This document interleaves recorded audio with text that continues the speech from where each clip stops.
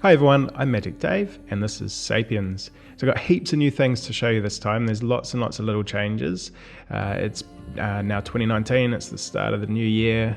I've worked on it for about 2 weeks this year. I did do a little bit at the end of last year as well and took a bit of a break. So now I'm fully back into it and progress is actually starting to feel a bit faster now. I guess I've done enough of that sort of low-level engine boring stuff. And I'm actually getting into gameplay, which is quite exciting. Okay, so the first thing I wanted to show you was the gameplay sort of changes. And when I was thinking about gameplay, I was thinking, okay, I want to get really the start of the game sorted before I move on to anything too advanced. I've got a lot of the sort of engine components in place, but I don't have that kind of flow from the beginning of the game onwards. So going back to that, I was thinking, well, what do these guys need to do? Well, they need to sleep. And in fact, when you discover a tribe, even tribes that are, there's another one over here that's not mine, they need to sleep as well. So without any learned skills or anything beyond the basic early stages of kind of civilization, they need a way to sleep. So that's going to be leaves and grass and stuff. That's what they're going to sleep on. So they need to be able to make a bed out of like grass. So how do they get grass? Well, I could make a special kind of tall grass that they can harvest individually, but I thought, no, it makes more sense to actually clear out an area of grass and produce hay, which they can then use to make a bed. So anyway, that's all my reasoning behind what I've implemented here, which is a new clear command. So if I just hit that, they'll go over, they'll have an animation where they sort of pull the grass out, I suppose. And there's a little grass bundle. I'm not happy with that look yet, but it's something like that. So now the idea is that this grass will need to dry out before they can make beds. And I don't know, it'll probably only take like one in-game day or something. And then once they've got a couple of those, they can then place a new hay bed. And here you can actually see this new red area where it's sloping and the new kind of UI. I might go into that a little bit more later. But if I just place that, that's kind of the idea of what a bed might sort of vaguely look like. Again, I'm not happy with the look of that. But then they can start sleeping. So that's all fine and good. But it sort of showed a few problems, namely that this grass, if it's going to turn into hay, what happens when you put that into a stockpile with other grass?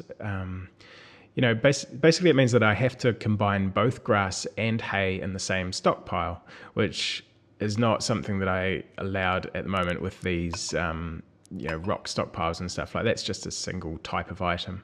And it really got me thinking about stockpiles and about how tedious it's going to be if I have a separate buildable item for every single resource in the game, because there's going to be like maybe 100 resources, I don't know, but there's certainly going to be a lot.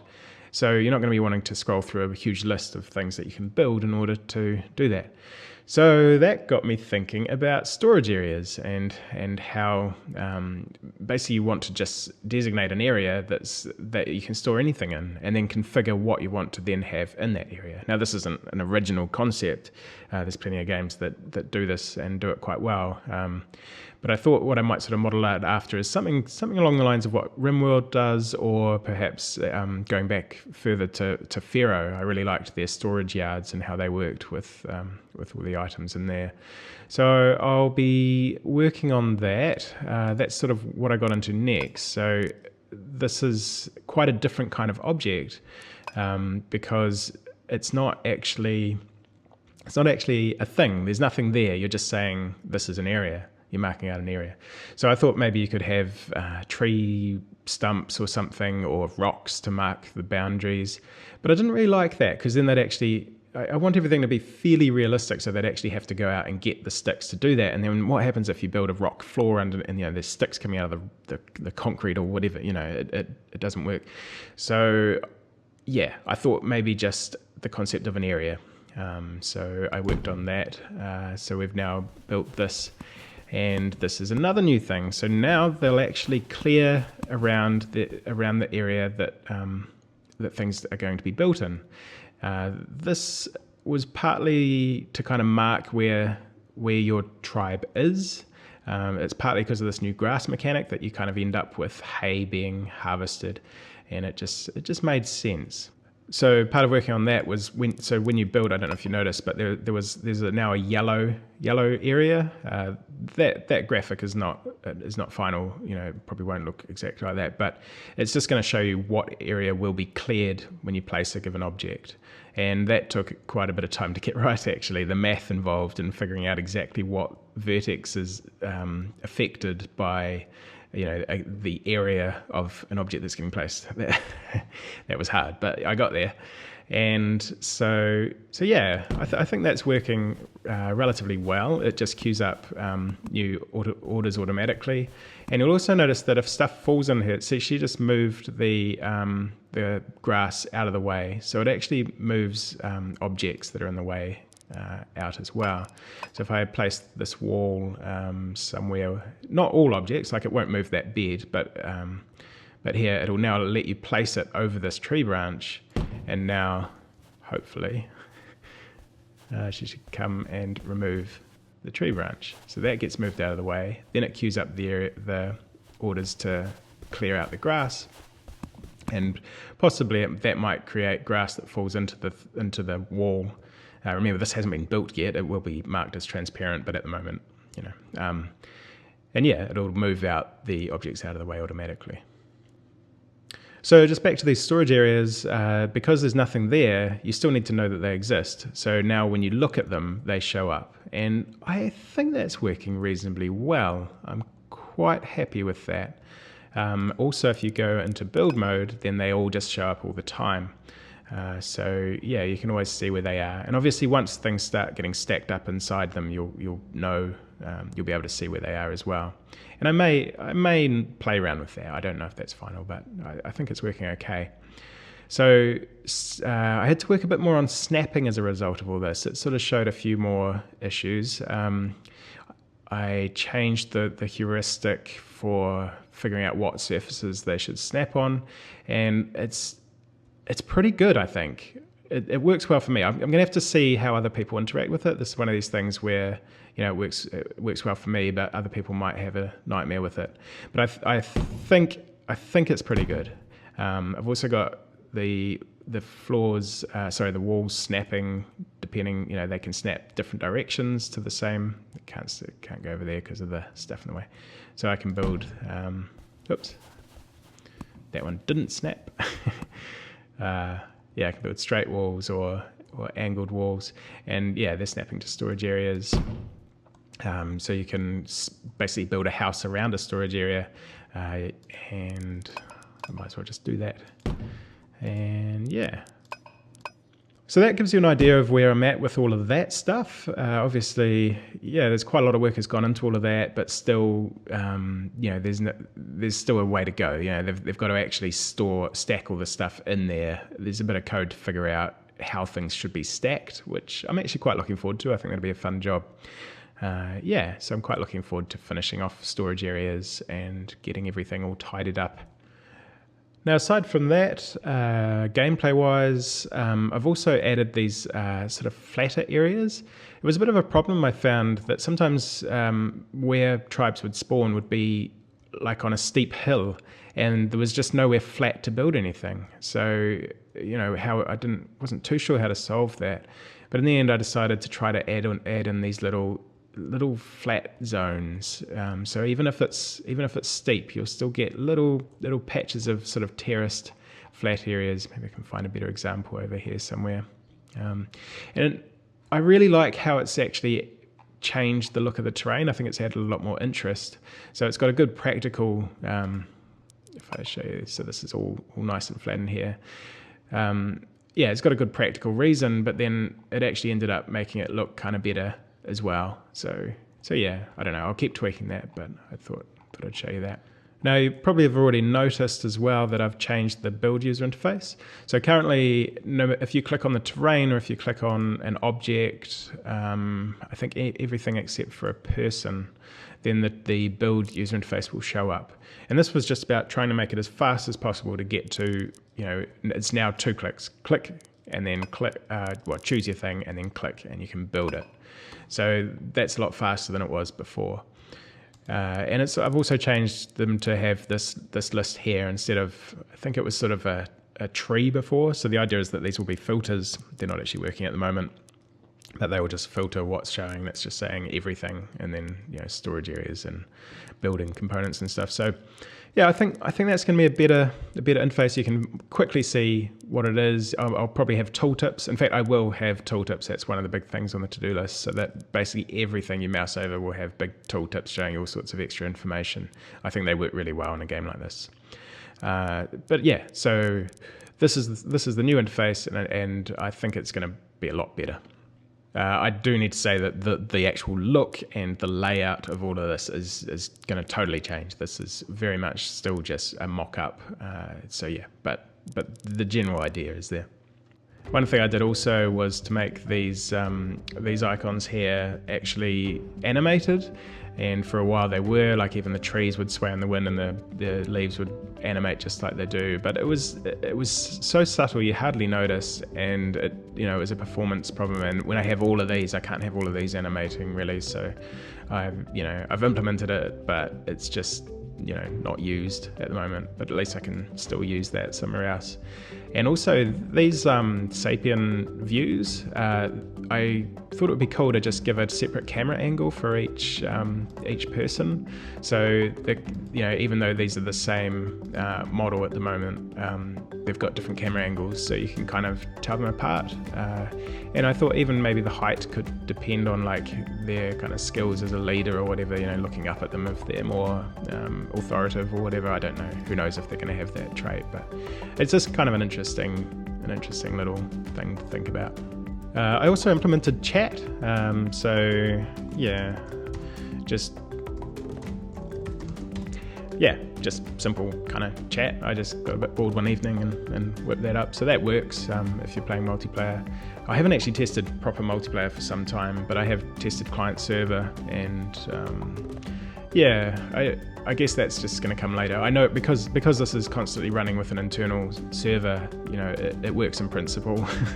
There'll probably be a few bugs, but it's good to have chat there for when I need it. And I've got sliders in here with a few more options. I've got dynamic grass distance, render distance, so I can even turn grass off if I turn that right down, just for performance reasons, and for my own testing, I suppose.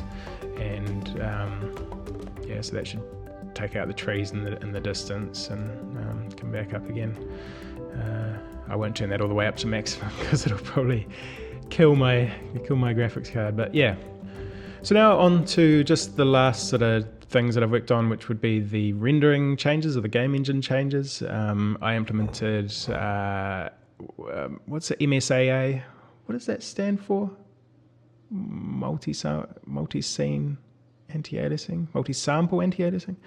Anyway, yes, MSAA, which gives nice smooth boundaries to all of the objects, and it is also used now for the decals. So before they were actually blended, so they were sorted from far to near and then rendered in that order, and used alpha blending, which looked nice, but it required a lot of sorting on the CPU, which takes CPU time, and it has a few other issues as well. So now I'm using alpha testing, and I'm just discarding the fragment, and I'm using alpha to coverage, which is a technique for making them sort of fade out in the distance and look a bit like, still sort of support mapping and all that kind of stuff. So that's all looking quite nice and tidy, and I think that the technique I'm using is the sort of final one. That'll be what I use. I also added level of detail for the trees, so again I can render more trees even than before. So the distant trees are now very low poly, not that you can tell really. You might see them popping in. Yeah, you can definitely see them popping in. Maybe I'll make them fade at some point, I don't know, but yeah. And they're vanishing just ever so slightly in those transitions, so there is a bug there, and that's on the to-do list. But I'm trying to focus on the gameplay at the moment because I've spent so long on the engine and the trees that I need to move on. The other big thing that I changed was that before, because this is getting very technical. Sorry if you if you're not interested, but I know some of you are. So before I was testing the height of the terrain when you're moving around. I was testing it on the sort of game logic thread. So there's sort of two threads. There's one that's rendering everything, and then there's another thread that's updating the game and generating the terrain and everything. And so the only way that I could get the height of the terrain where the player was to actually send off a request to the logic thread and wait for that to return, which meant that if you were moving really fast, or if the logic thread became bogged down generating terrain, then your position would just snap around, and sometimes you'd sort of jerk around and stuff, and it was quite noticeable and not very good. So anyway, now I'm actually sending a copy of the terrain over to the main thread for that purpose, so that the player movement is now much smoother than it was and less jerky. There are still little jerks, which I think I know what's causing them. So yeah, I'll fix that still. But yeah, the general movement is much smoother, and it's also far less dependent on the frame rate. So when it's running at 30 frames a second or whatever, it still moves in roughly the same manner now, whereas before it was a bit different. Probably even more importantly, when you're placing objects, before that, when you were moving around, it used to really sort of jump around all over the place, basically. So now it's very smooth. It's very locked to the player's position, and that's because it's using the same kind of nice smooth code with interpolation between frames and all that kind of stuff. So it's all doing it correctly now. It's not working for everything though. Like the game physics also needs to be smoothly interpolated, and it's not, and also the animations of the Sapiens and stuff. So there's still more work to do there, but I'm pretty confident that as a result of all of this, it's going to look way better. There's been a couple of little minor changes as well, like I'm using index rendering for all the trees and stuff now. It was the case before that if you went somewhere where there were less trees, then all of the old sort of trees would still get rendered, but just be sort of rendered at the origin. And so sometimes you'd find the origin, and there'd be like these triangles like shadowed on the terrain and stuff. It's not the way to do it. That was just me sort of quickly getting something working at some point. So now it's all, that's all being done properly. And I also changed it so that I tied it up the way that everything's kind of rendered into different buffers. So like the water reflection is rendered, there's a certain render that's doing all of that, and there's no need for like the rocks and the little tiny flowers and branches and stuff to be rendered into that buffer, so they're not. And same with the shadow buffer, like distant trees and things will no longer be rendered into the shadow buffer, and it's all tidied up and more efficient. I also got particles working again. They weren't working since that port to Vulkan, and now they are. So yeah, I don't like the look of this at all anymore. That sort of, that has that low poly look, but at least it's working functionally. So that's about it for this video, and yeah, I'm happy with progress now, and man, it's just super exciting. Once I get these storage areas sort of working, and you can actually store things inside buildings, and they're gonna once they're sleeping and stuff, it's gonna be great. And also, I've been thinking a lot about these animations. I'm gonna have to basically make like 100 or 200 or 300 animations. I don't know, and I've been trying to figure out what I'm gonna do. So I think I'm gonna be actually recording myself and using that as a reference for my modeling. So that's going to be fun. I'm not sure when I'll get onto that, but yeah, pretty soon I think, because they need to start actually sitting by the fire and stuff and doing more interesting things. So anyway, yeah, we'll leave it there, and I'll catch you next time.